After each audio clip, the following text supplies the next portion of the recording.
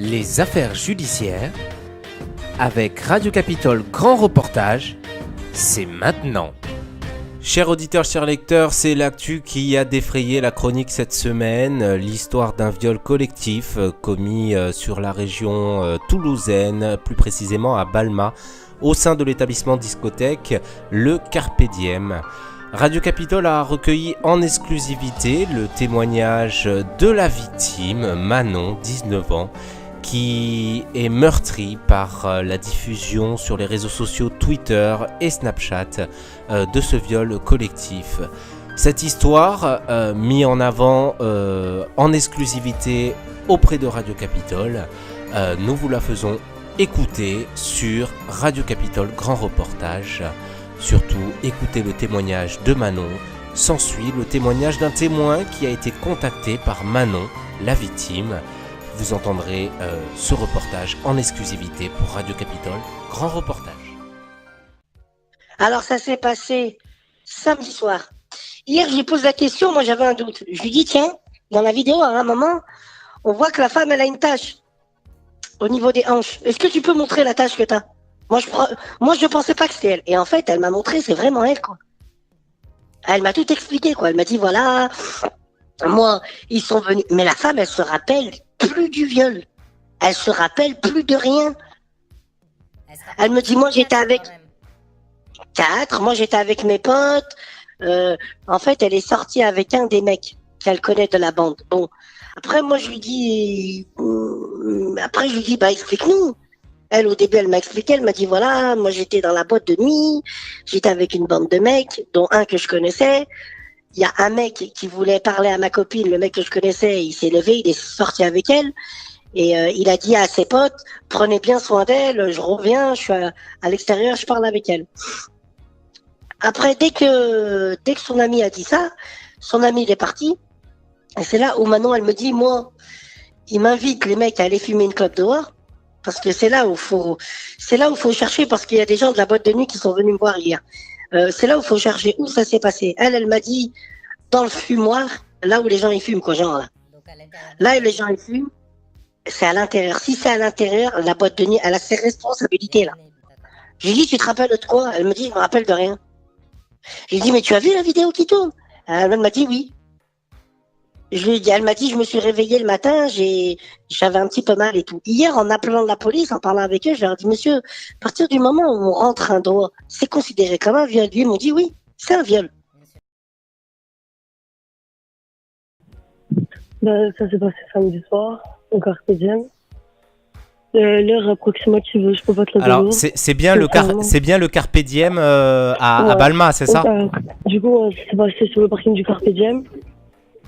Ça se passe pas. Après, le problème, c'est que ça s'est passé rapidement et que j'ai certains trous de mémoire.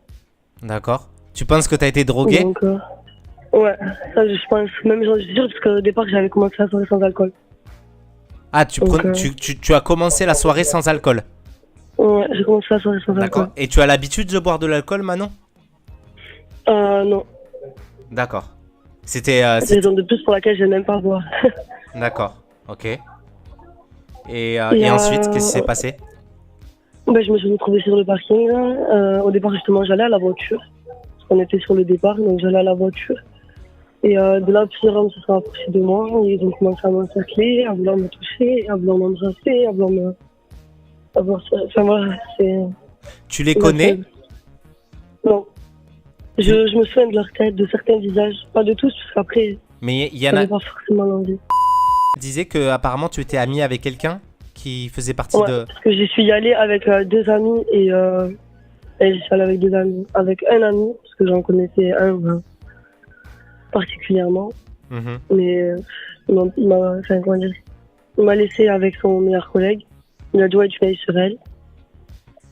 Et bon, voilà. Et après, donc, qu'est-ce qui s'est passé selon toi ? Moi, le problème, c'est que j'ai eu plusieurs versions. En fait, certes, j'ai ma version à moi, mais du coup, j'avais demandé comment ça s'est passé pour lui, parce que c'est lui qui devait veiller sur moi, justement. Et il m'a dit, ouais, du coup, de là, je suis partie voir notre pote, là. Et quand il a dit à mon pote, il est venu voir aux toilettes pour voir si, justement, j'y étais, parce que j'y étais pas. Et de là, comment ça s'est passé? Enfin, moi, je pensais juste que voilà, je pense juste qu'il m'a pas sorti, enfin, il m'a pas vu aux toilettes du tout. Enfin, je veux dire, voilà. Ouais. Voilà. Ok, Moi, je sais qu'il est, comme voilà, je sais qu'il est, je sais qu'il était dehors avec moi, mais je sais qu'il a rien fait. Voilà. Qu'est-ce qui te fait le plus mal par rapport à ça? C'est ce qui t'est arrivé ou par rapport à la diffusion de la vidéo qu'il y a eu sur les réseaux sociaux? Je pense que c'est bête, hein, mais ça va être la diffusion de la vidéo, en fait. Tu vois? Non, c'est pas bête du tout. Ça m'est arrivé, c'est une chose, ça c'est indéniable. Tu vois, c'est le mal qu'ils m'ont fait, la façon dont ils m'ont détruit, la façon dont ils m'ont humilié, ça y a rien qui pourra changer. Mais la vidéo, c'est une vidéo qui va tourner, c'est une vidéo où on voit mon corps, c'est une vidéo où on me voit justement en train de me faire humilier, en train de me faire salir.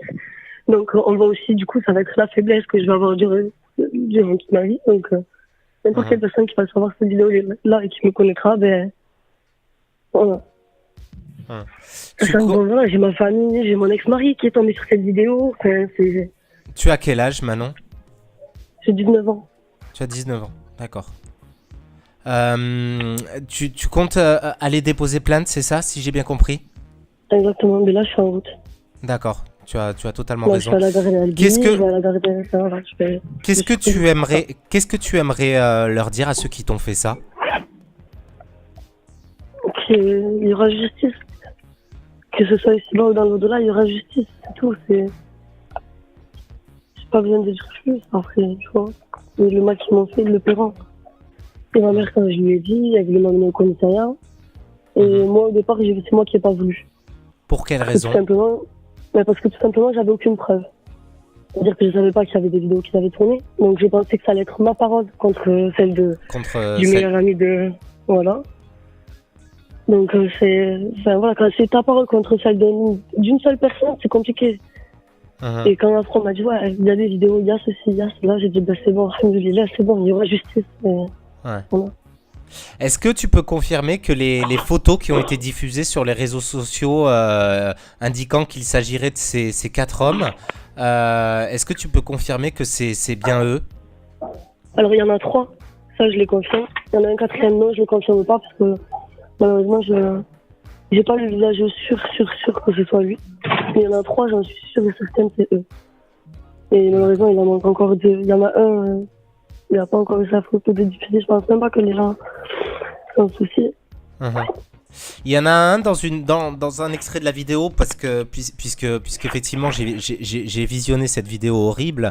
Il y en a un qui à la fin de la vidéo quand même constate se rend compte que ce que font ses amis c'est un viol.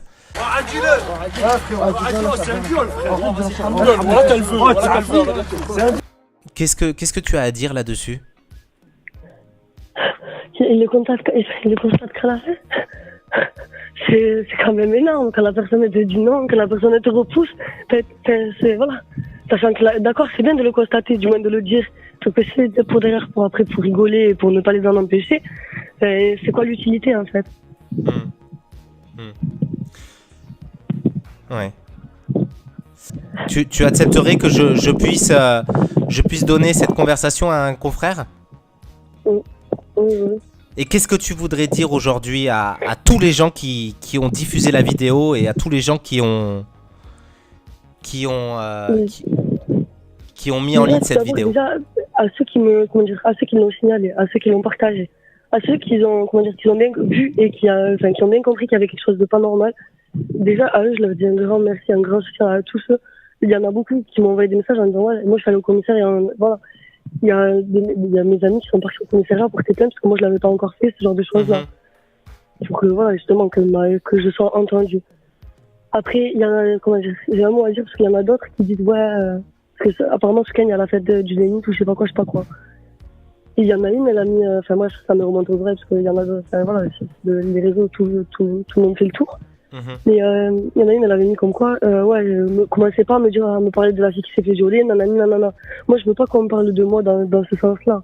Tu vois ce que je veux te dire, si j'ai quelque chose à dire à l'heure d'aujourd'hui, c'est que vous privez pas de sortir. Au contraire, sortez, profitez. Juste sortez avec des gens de confiance et faites attention à vous. Parce que vous n'êtes pas à l'abri. Vous pouvez vous penser à l'abri, vous l'êtes pas. Ça peut te venir de n'importe où, de n'importe qui, de la personne que tu soupçonnes le moins au monde. T'es pas à l'abri par rapport à ta tenue vestimentaire.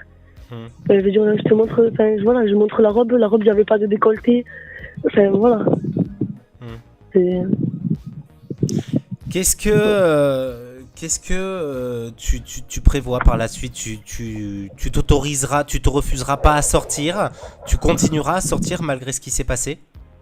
Moi, je suis pas quelqu'un qui sort beaucoup déjà en général.